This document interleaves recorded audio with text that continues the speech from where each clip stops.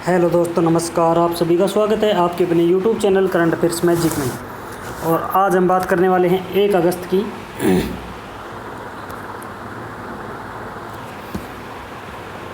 और हमारा पहला क्वेश्चन है कि नॉलेज रिसोर्स सेंटर नेटवर्क का शुभारंभ किसके द्वारा किया गया।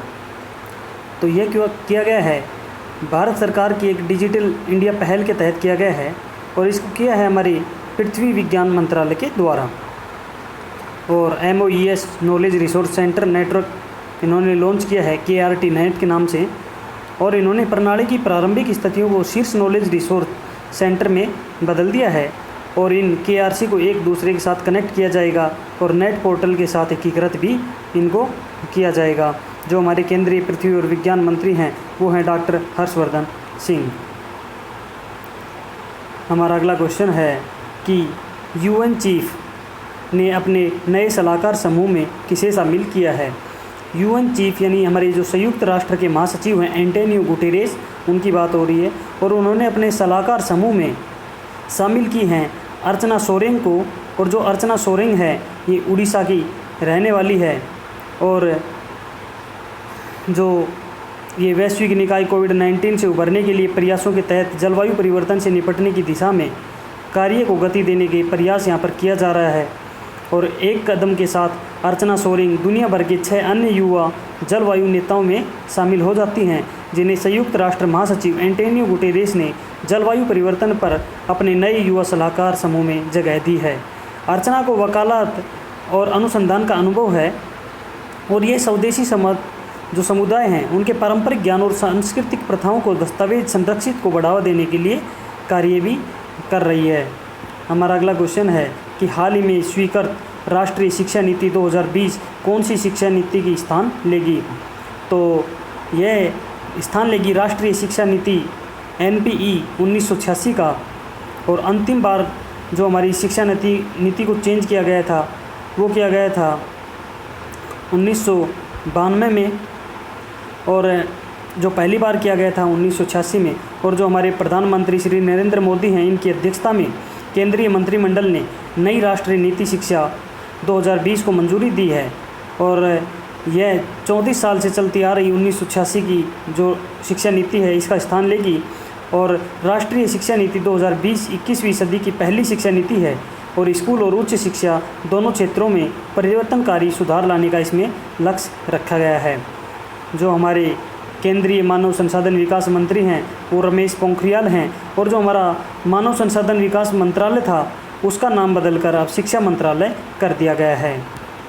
हमारा अगला क्वेश्चन है CSIR UPA IIT दिल्ली और किसने त्रिपक्षीय MOU पर हस्ताक्षर किए हैं।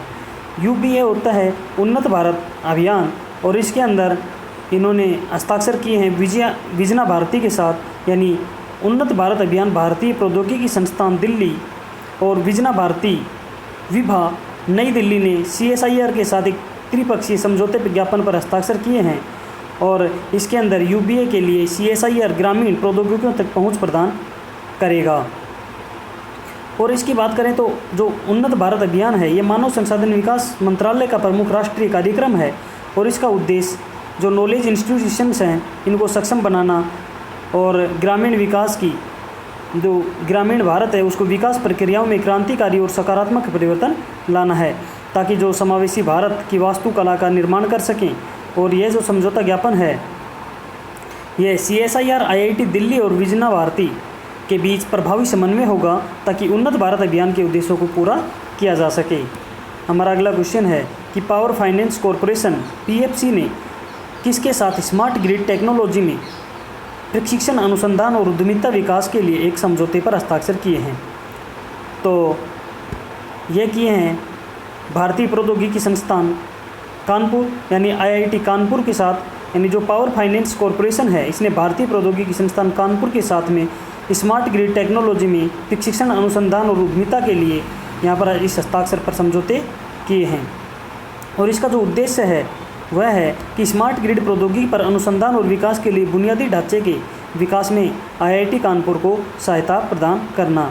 और इस समझौते के तहत PFC IIT कानपुर को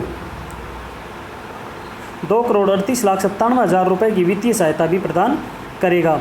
और इस परियोजना के हिस्से के रूप में IIT कानपुर 90 प्रतिभागियों को स्मार्ट ग्रिड तकनीकी पर प्रशिक्षण प्रदान करेगा और 9 चयनित उम्मीदवारों को फेलोशिप भी प्रदान करेगा। जो IIT कानपुर हैं इसके अध्यक्ष हैं राधाकृष्णन और इसके निदेशक हैं अभय करिंदकर और PFC के अध्यक्ष और MD हैं रविंदर सिंह ढिल्लो और इसका हेडक्वार्टर है नई दिल्ली में। हमारा अगला क्वेश्चन है कि एशियाई विकास बैंक यानी ADB ने कोविड-19 महामारी के प्रति सरकार की आपातकालीन प्रतिक्रिया का समर्थन करने के लिए और अपने एशिया प्रशांत आपदा प्रतिक्रिया कोष से भारत को कितने अनुदान की मंजूरी दी है। तो यह ADB ने दी है भारत को $3 मिलियन अमेरिकी डॉलर यानी लगभग 22 करोड़ रुपए की अनुदान इन्होंने दिया है। और जापानी सरकार के द्वारा वित्त पोषित इस अनुदान का जो उपयोग है वो भारत की कोविड-19 प्रतिक्रिया को मजबूत करने के लिए थर्मल स्कैनर और आवश्यक वस्तुओं को खरीद के लिए किया जाएगा। और इस समर्थन से रोग निरोगी को बढ़ावा मिलेगा और अर्ली डिटेक्शन और कॉन्टैक्ट ट्रैकिंग का उपचार में यहाँ पर मदद मिलेगी इनको। जो ADB है इसका अध्यक्ष है मात्सुगु अस्कावा और जो इसके हेडक्वार्टर है वो मांडलुयांग फिलीपींस में है। इसकी स्थापना हुई थी 19 दिसंबर 1966 को। हमारा अगला क्वेश्चन है कि मानव तस्करी के खिलाफ विश्व दिवस कब मनाया जाता है। तो ये मनाया जाता है 30 अगस्त को और यह 30 अगस्त को संयुक्त राष्ट्र के द्वारा हर साल पूरे विश्व भर में मनाया जाता है। और ये महासभा ने वर्ष 2013 में 30 जुलाई को मानव तस्करी के पीड़ितों को स्थिति के बारे में जागरूकता बढ़ाने के लिए और उनके अधिकारों के संवर्धन और संरक्षण के लिए व्यक्तियों में तस्करी के खिलाफ विश्व दिवस के रूप में नामित किया था। जो अब की बार इसकी थीम है वो है committed to the cure working on the front line to end human trafficking. और जो ड्रग्स और अपराध मुख्यालय पर संयुक्त राष्ट्र कार्यालय वो है वियना ऑस्ट्रिया में और इसकी स्थापना हुई थी 1997 में। हमारा अगला क्वेश्चन है कि गुवाहाटी में सीवर मैन होल की सफाई बैंडिकोट रोबोट जो बैंडिकोट नामक रोबोट है उसके द्वारा करेगा। तो ये गुवाहाटी देश का कौन सा शहर बन गया है जो रोबोट से सीवर मैन होल की सफाई करेगा। तो ये तीसरा शहर है और इससे पहले गुरुग्राम यानी जो पहले गुड़गांव था और कोयम्बटूर ये दोनों हैं। ये जो मैन होलों को साफ़ करने के लिए नवीन तकनीकी की खरीद करने वाला गुवाहाटी है ये तीसरा शहर बन गया है।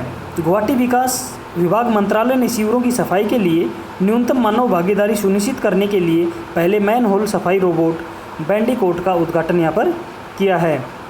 और बात करें बैंडिकोट की तो ये स्वचालित सीवर सफाई रोबोट गुवाहाटी नगर पालिका के द्वारा खरीदा गया है और यह रोबोट दुनिया में अपनी तरह का पहला रोबोट है जो मेक इन इंडिया पहल के तहत जन रोबोटिक नामक एक स्टार्टअप इंडिया कंपनी के द्वारा विकसित किया गया है और जिसे इंडियन ऑयल कॉरपोरेशन लिमिटेड के CSR द्वारा वित्त पोषित किया गया है।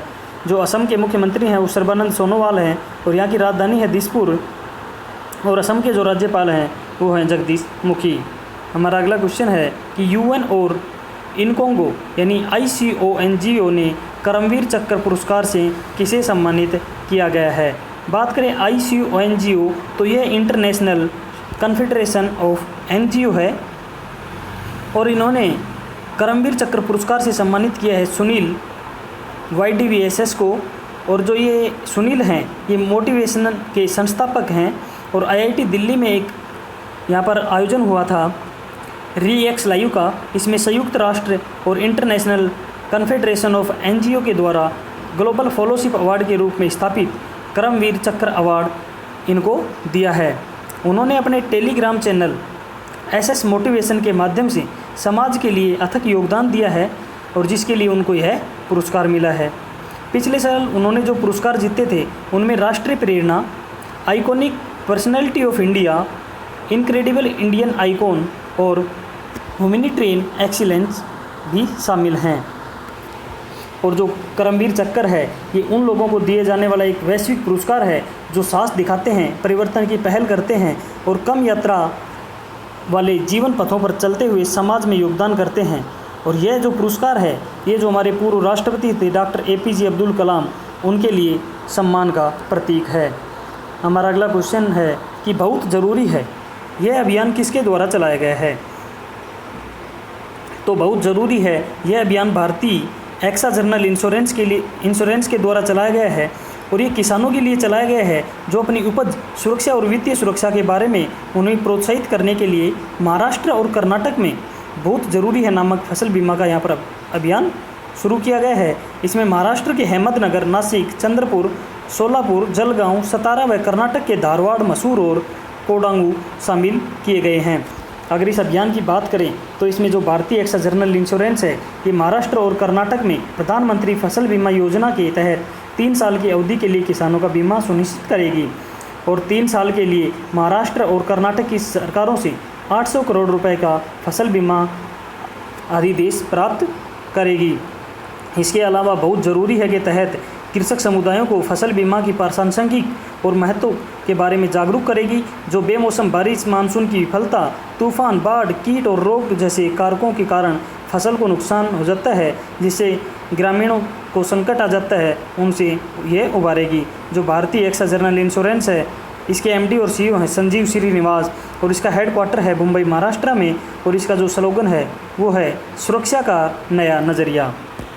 तो धन्यवाद दोस्तों, आज के लिए इतना ही। हम मिलते हैं नए वीडियो में नई अपडेट के साथ। तब तक पढ़ते रहिए, बढ़ते रहिए और आपके अपने YouTube channel current affairs magic को सब्सक्राइब करना ना भूलें। धन्यवाद।